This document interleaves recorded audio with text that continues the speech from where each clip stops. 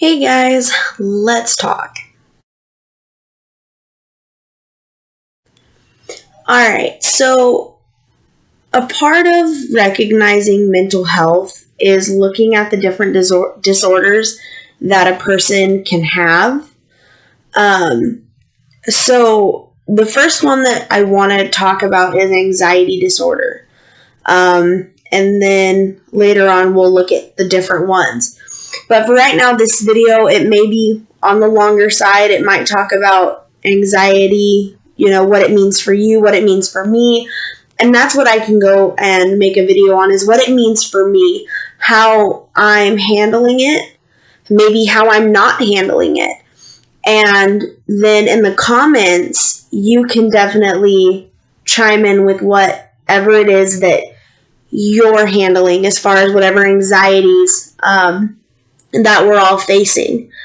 And at the end, we will do I will go on and I'll show you a really neat website that you can go to test how you're feeling and maybe what level of the anxiety you're suffering with, or depression, whichever one we're going to be focusing on. But right now it's going to be anxiety, just because one of the newer diagnosis for me was anxiety. And when we're talking about mental health, there's so much that we don't know. And there are so many different types of anxiety disorders, including like a very generalized anxiety disorder, panic disorders, phobia disorders. They all are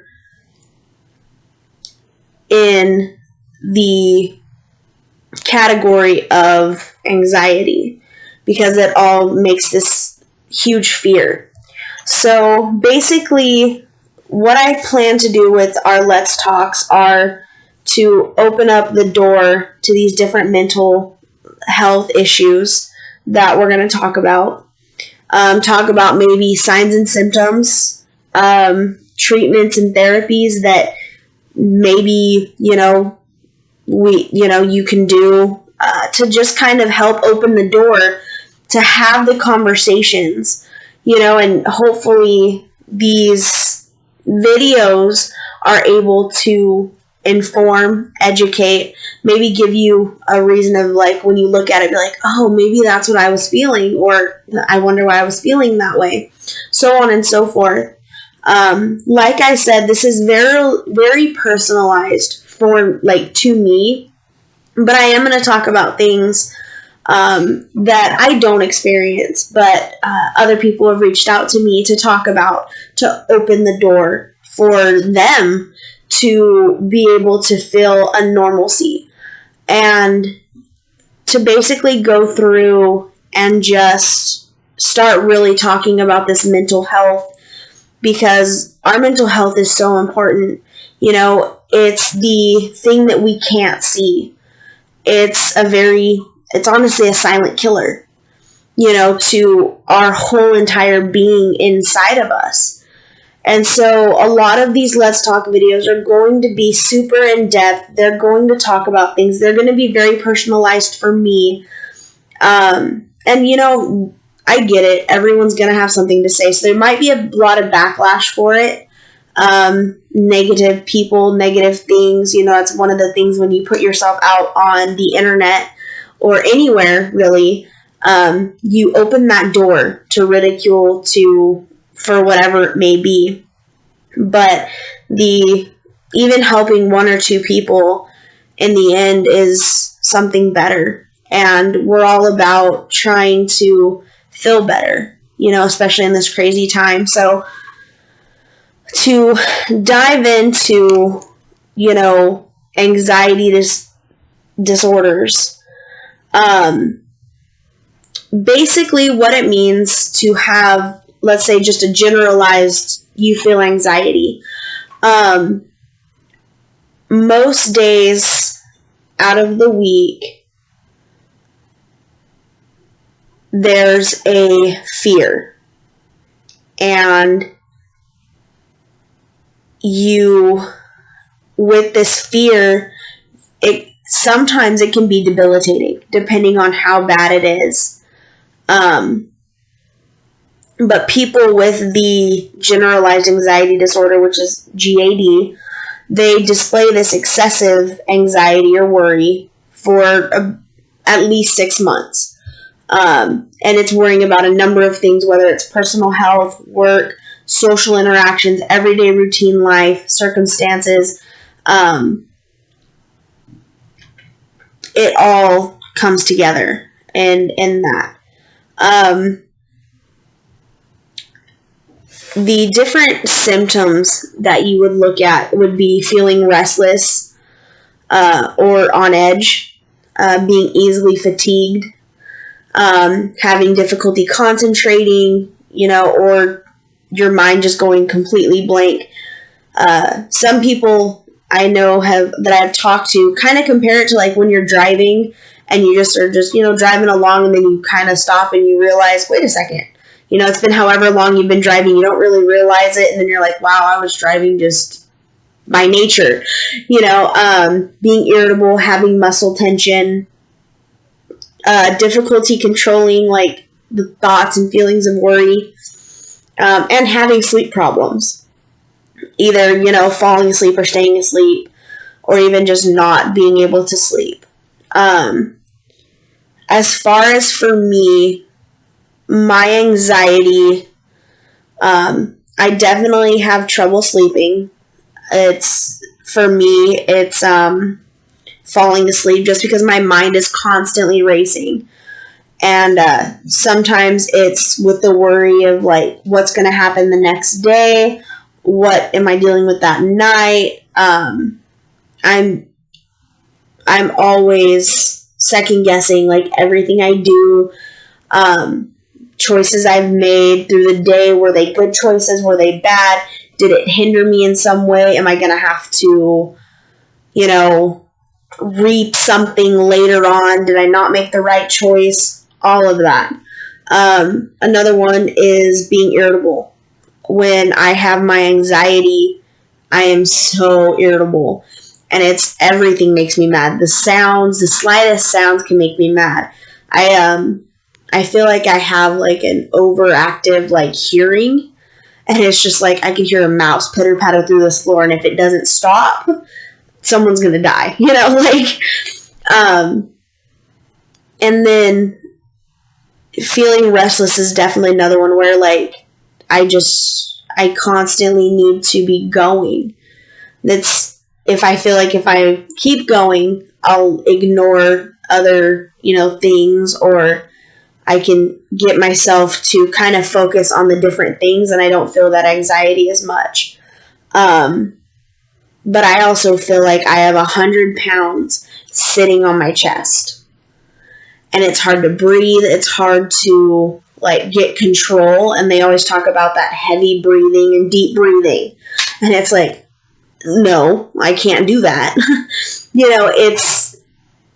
There's a lot of symptoms that the whole generalized anxiety as its own being, has an issue with. And then to go a little bit into like panic disorders, people, I don't necessarily have them, but I do have friends that do. And panic disorders are basically when you have reoccurring unexpected panic attacks.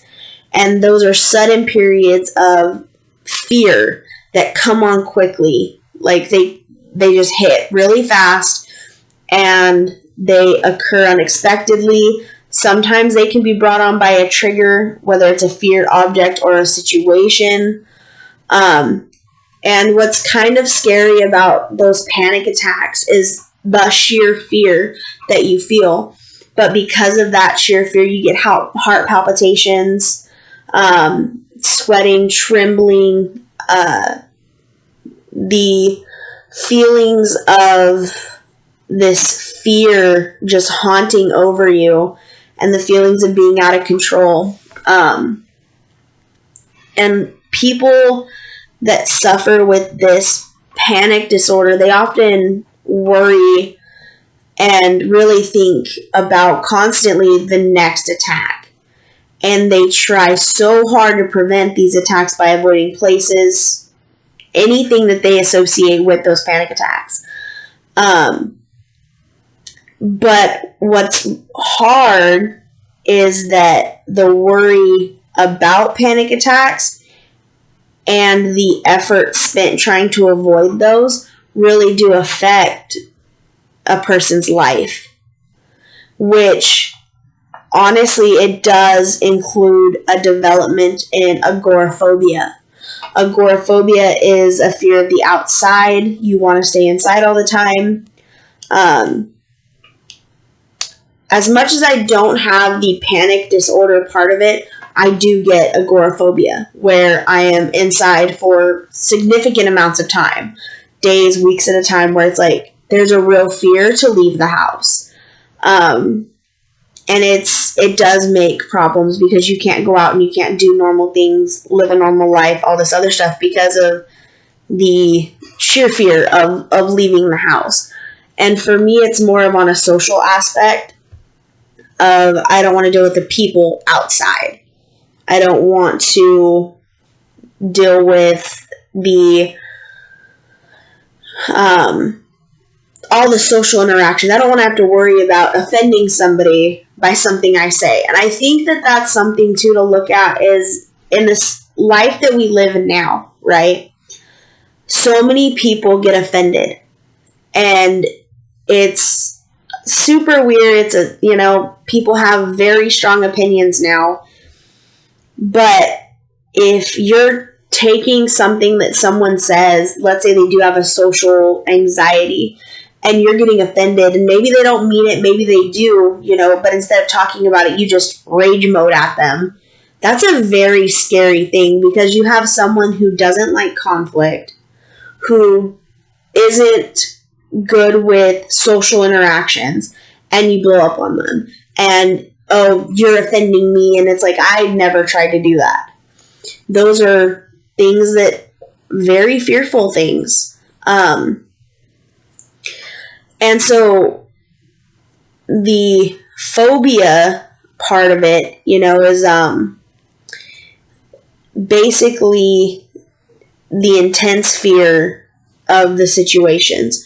So to say that, like, I have a phobia of social interactions would kind of be something that I could say, just because of the amount of stress and fear that comes with different social interactions. Because when people with a phobia, they have this irrational and excessive worry and about encountering whatever it is that they fear. So like for me, it's big groups or people. I take very active steps to avoid it. So people with, a phobia tend to do that as well. And then if you think about it, people with a phobia also experience immediate intense anxiety when that situation is present. One of the biggest times that I can remember of in any social situation, I get very anxious and very nervous, and I don't really know how to talk to people just because I'm so nervous. I was at a friend's party one time, and someone had said hi to me, and I had said hi back, and then they had said something, and I said hi again, and I died. Inside, all over, I had died. It was just horrendous. And that is my epitome of what happens when I think about talking to someone, is that they're going to say something, I'm not going to know what to say, and I'm going to just freak out again. Those phobias are so real. And it's just like, well, now that I seem like I'm crazy, I'm just going to go. So there's a lot of times that, those phobias do definitely have a intense effect on life. For me, it's kind of affected like going to school, because in classes and even online now, if a teacher asks me to read something aloud or be called on, I freak out. And it's something as I've gotten older, I've noticed I even struggled with in high school. So this social anxiety, this social fear, definitely, a lot of people face. And it's all silent. And that's what's kind of scary about all of these mental disorders, is that it is so silent. And they affect you so quickly and so quietly that sometimes you don't know how to react to it. And I think that that's one of the scariest things about suffering with mental illnesses, is that you don't know how to, or what to do, or how to react to certain things. Sometimes people can also have simple phobias or specific phobias. And it's just, that'd be kind of like the thing of like, okay, being specific animals like spiders, snakes, flying, heights, all of those things. And then you do have social anxiety disorder. It is a disorder. And it used to be called social phobia. And people with this social anxiety disorder have a very intense fear of and anxiety towards social situations. They worry that actions that are associated with their anxiety will be negatively evaluated by others, which leads to embarrassment. And so this worry causes people to avoid social situations, and it can manifest in a range of situations, either in the workplace, school. Definitely school is a big one of where it manifests.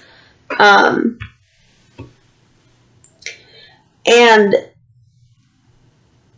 the thing to realize is, as we're talking about this, there are so many different websites to go on to learn more about different mental health and different things to research for yourself. The two of my favorite ones, one is the National Institute of Mental Health, which NIH, it talks about all of this in there. It goes into a little bit deeper of the things that like I'm kind of just touching on. It helps just kind of really understand the different things. And I definitely want to mention them and have them as a site that people will go and look up. Again, that's the National Institute of Mental Health, NIH. Their site really is educational as far as, like mental health disorders, things like that. So just keep that in mind as well, too. So one thing that we did talk about was agoraphobia. And basically, I compare it to a fear of going outside. But it's a lot more than that. It can be using public transportation, being in open and or enclosed spaces, standing in line, being in a crowd, being outside of the home alone. So people with agoraphobia do avoid these situations. And some of it is because they think that being able, or being able to leave might be difficult if they are, or they have a panic reaction or something embarrassing happens. And in the most severe form of agoraphobia, then it's becoming housebound. But for the generalized idea, it's just the intense fear of the things that I had listed.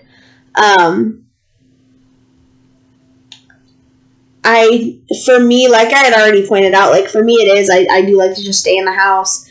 But one of the bigger things is being outside of the home alone. I have a hard time with that.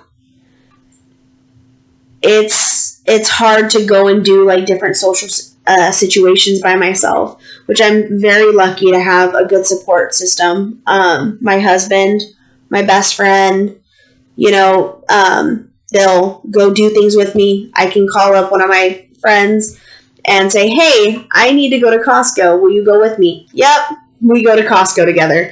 And those friendships that really help and, alleviate that stress are lifesavers. They really are. And I want to take that moment to really stress how appreciative I am of my friends. And if you don't have anyone like that in your life, reach out. Because as much as I rely on my friends, I know that my friends can rely on me as well to be there, in good times or in bad. Friendships are hard to come by when you're an adult, especially valuable ones. So I am very, very thankful for my friendships that I do have, where they accept all the different disorders and everything else that, I face, and I can help them whenever I can as well. Something else, another type of anxiety disorder would be separation.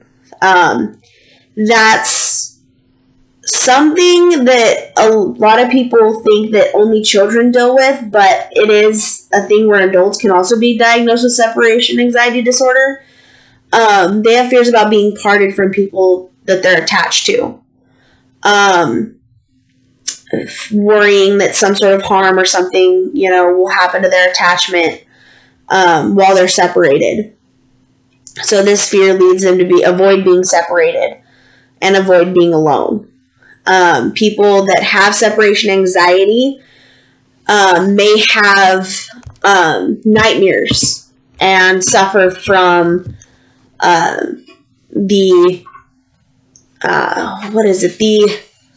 it's like the night terrors, basically.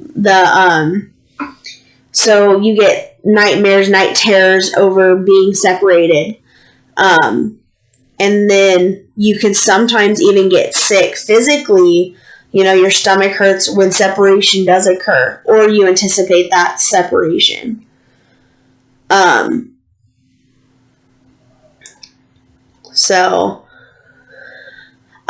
Something else I want to bring out is selective mutism. I know some people that do actually have this, where it is a rare disorder, but it's associated with anxiety. It occurs when people fail to speak in specific social situations despite having normal language skills. It usually occurs before the age of 5, but it's often looked at by people with extreme shyness, fear of social embarrassment, compulsive traits, clinging behavior, temper tantrums, withdrawal. And people that are diagnosed with selective mutism are often diagnosed with other anxiety disorders on top of that. So that is definitely something to look at as far as in the way of anxieties. So when you are talking about anxiety, okay, there's a lot that can factor into, the developing of an anxiety disorder. Whether it's genetic or environmental, there are certain factors that can make it maybe easier for you to fall into having an anxiety disorder. Although the risk factors for each type of anxiety disorder can vary, there are general, risks. And some of those include temperamental traits of shyness or behavioral inhibition in childhood, exposure to stressful and negative life or environmental events in early childhood or adulthood, a history of anxiety or other mental illness in biological relatives, some physical health conditions such as thyroid problems or heart arrhythmias or caffeine or other substance medications, which can produce or aggravate anxiety symptoms. So, all of these things that we're talking about are things to look at in your life to see if maybe this, sometimes people don't want to, let's say, accept that they have this anxiety disorder or of anything. Like, no one wants to be like, oh, I have a disorder. I don't even want to be that way. And, we actually have me as having disorders. So it's there, you don't want to. But looking at some of the genetic and environment that contribute to having an anxiety disorder is definitely something to look at. Anxiety disorders are usually treated with psychotherapy and medication. There are many ways to treat anxiety, and you should work with a doctor that you feel comfortable with to choose a treatment. Psychotherapy can help people with anxiety disorders. Basically, that's just talking. So it's just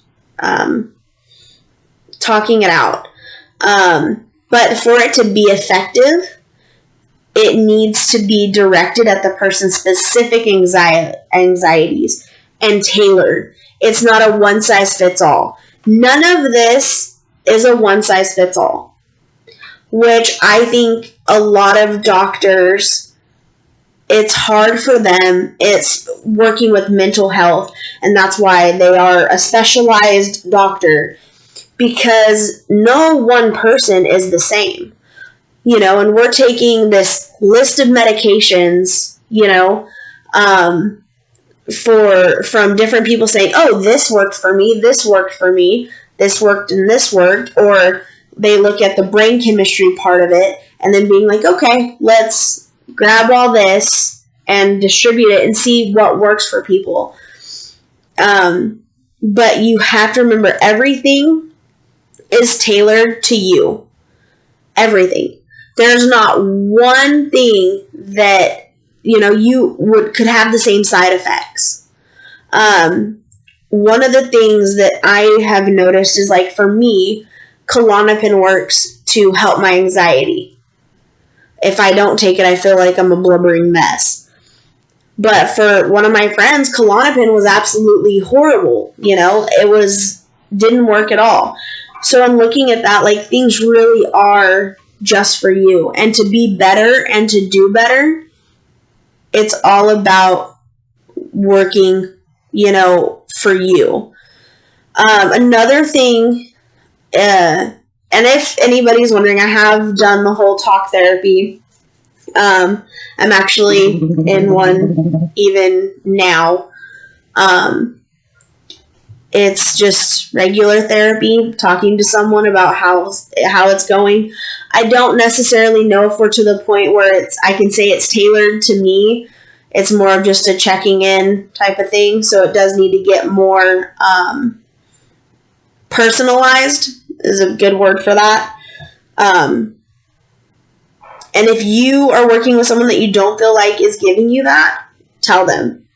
Make sure you're very demanding about how you want your treatment, because it's your life. No one else can live this for you. It's you have to. Something else is cognitive behavioral therapy. It's another type of psychotherapy. It teaches different ways of thinking, behaving, and reacting to anxiety-producing and fearful situations. It can also help people learn social skills, which is vital for treating social anxiety disorder. Cognitive therapy and exposure therapy are often used together to treat social anxiety disorder. Cognitive therapy really focuses on identifying, challenging, and kind of stopping the unhelpful thoughts underlying the anxiety. And then exposure therapy focuses on confronting those fears to help people engage in activities that they've been avoiding with relaxation exercises and imagery to help really kind of conquer it. If you go at both ends of what's wrong in, like, the social part of it or the anxiety part of it, if you like both ends, you come together, meeting in the middle, hopefully being better. And then with the therapy, with that therapy, the like cognitive behavioral therapy, usually you get homework because that you complete between sessions to basically just kind of give you things to work on at home to really keep it fresh for you. So it's not just one of those things that you leave and, forget. You work on it. So something I really want to stress is medication does not cure anything in the mental health area. It does not cure. There are no cures. It helps relieve the symptoms that we feel. And sometimes that's very hard to swallow because that means that we'll always suffer with it. Anti-anxiety medications help reduce the symptoms of anxiety, but they also are kind of they go into different types of prescriptions themselves. So your anti-anxiety drugs, they usually mix with an antidepressant or a beta blocker. There's all these benefits and drawbacks, as first treatments for anxiety.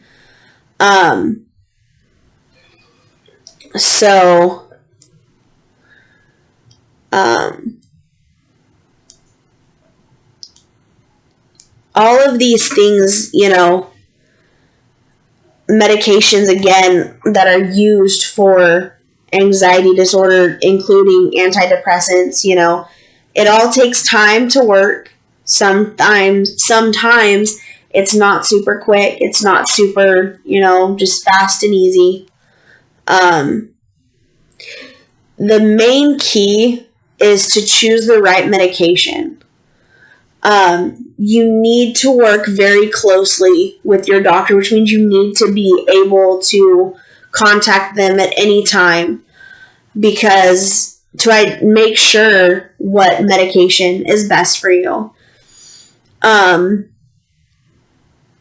have to be very active in talking with your doctor so that way, you learn what you can take, what is safe to take, and what to avoid. And it's sad, but it's true that you may have to try several medicines before finding the right one. And if you're someone like me, it's really hard because your body adjusts to the medication you're taking and you have to change it to keep benefiting. And it messes with your body chemistry, messes with your brain chemistry, your hormones, everything. It messes with all of it. So you have to work hand in hand with your doctor. Some things that you and your doctor should discuss are how well the medications are working. What you're feeling benefits-wise and what you're feeling side effects-wise. Keeping, in my notebook, keeping a list of what you feel with the different medications. And a lot of medications actually do have a lot of the same things in them. And so when they are prescribing, you may block out 3 of a certain type of medication because of a symptom that it gave you or a benefit, whatever it may be. Being able to express that to your doctor, and talk to them about it definitely helps.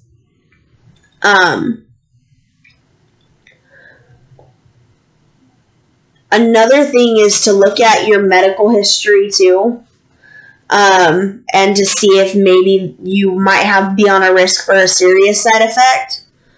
And then something you do want to talk to your doctor about and be very open to all the different types of things. If you want to be better and you want to do better, then you have to be open to other types of therapies, vitamins, supplements, anything to make yourself the best you that you can be. So you have to be open to the psychotherapy or, the cognitive behavioral therapy. Whatever it is, a doctor looks at you and says, well, let's try it. You have to be open to try it because only you can better yourself. No one can make you do something or make you be a better person, but you should want that for yourself. And sometimes it is hard to convince yourself that you're worth it, but to everyone around you, it's worth it. To everyone around you, it is worth being better. It's worth being here. It's worth being better. Maybe think of joining a support group. Maybe a self-help, something like that. Internet chat rooms. I know a lot of people sometimes go to video games, and sometimes you can find friends there, and it's a great way to turn, one thing I want to point out, especially with my channel, is you should always check with your doctor before following any type of treatment advice found on the internet. Please. If you hear of a medication that I talk about in one of my videos, go to your doctor. Ask him, if you want to try it. Talk to him. Be very open about it. Be like, hey, I heard someone had a good time, someone had good outcome with this medication. What would it look like for me to try this medication? And your doctor will let you know if it's maybe a good, we can definitely try it. Or no, there's something in your medical record or your medical history where it would not benefit you in that way. And definitely ask. And to treat mental health and to get better about mental health, it is a lot of working with your doctor. So this anxiety disorder is incredibly frustrating. And it's hard. It's hard to constantly worry. And with mine, I'll go into a lot more of the social part of it because that's where mine mostly lies, in the social aspect. But they're not easy and they are very draining. And if you're watching this, maybe to understand your friends better, maybe to get a new outlook or a new idea on something, then keep in mind that anxiety disorders are very real. And your friends, if if that's what you're doing it for, if this is what you're researching for some of your friends, sometimes the best thing to do is just be there and listen and not do anything at all. And a lot of times it's going to them because them finding a hard time in leaving the house is a very real thing. And they aren't blowing off plans because they're, a-holes or they're mean or whatever else. There most likely is an underlying issue because disappointing friends, family, whoever it is an anxiety in itself. And that's something to look at. So if you do have a friend that is suffering with anxiety, or any other mental illness. Do your research. Really think about it and talk to them. Talk to them about what they're feeling in ways that maybe you can change the friendship to better help them through some things. They may be having a hard time. And if you show them that you're there for them during this really hard time, then when they get better, that your friendship gets better, because I guarantee you they'll be doing so much and more for you because they're thankful that you were there for them. So before we finish, because this is what it is, before we finish, I want to take you guys to a site. It's MHA, Mental Health America. This site, which I absolutely love, has tests. Take a mental health test. Sometimes online is one of the quickest and easiest ways to determine whether you're having symptoms of a mental health condition.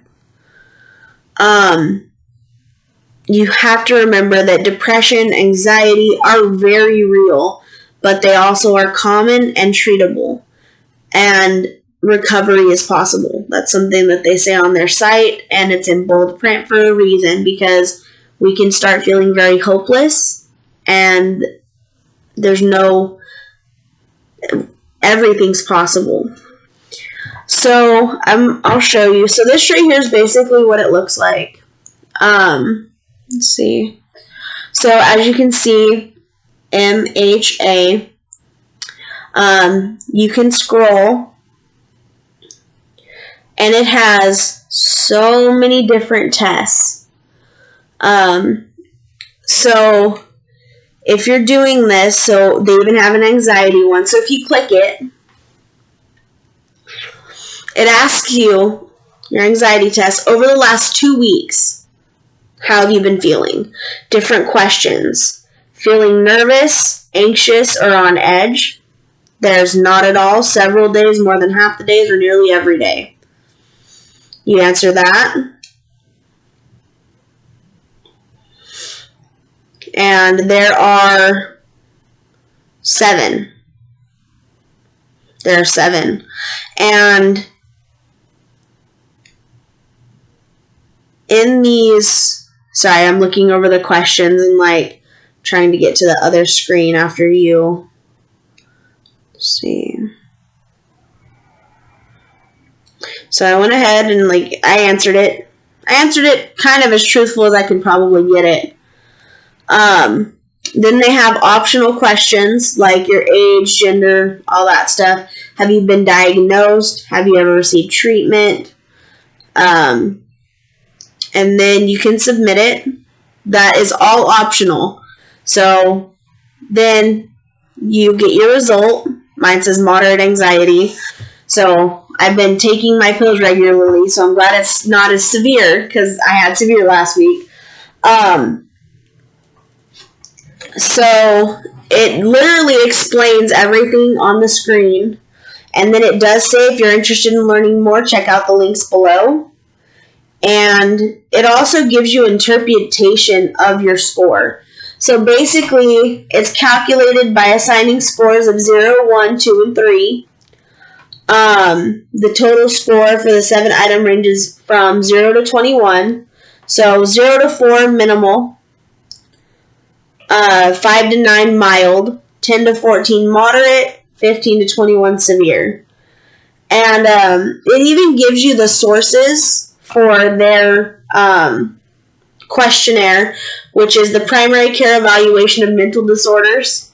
And it's also something that I've noticed. I answer the same questions on my mental health days of my programs, my therapies. Those are all stuff I answer on a day-to-day basis. But usually mine is a little bit more broad, because we're not just talking about anxiety when we're talking about the different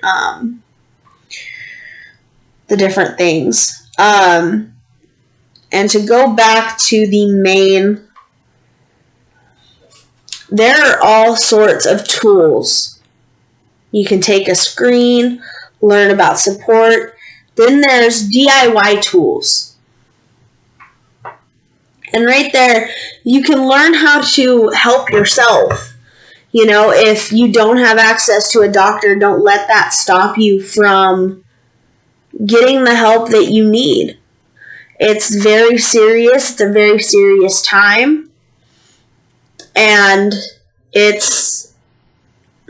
we have to try to do, the best we can do. So there is our Let's Talk for Anxiety. And I appreciate everyone, watching, like, subscribe, whatever you want to do. I appreciate all the love from everyone. And we'll see you soon.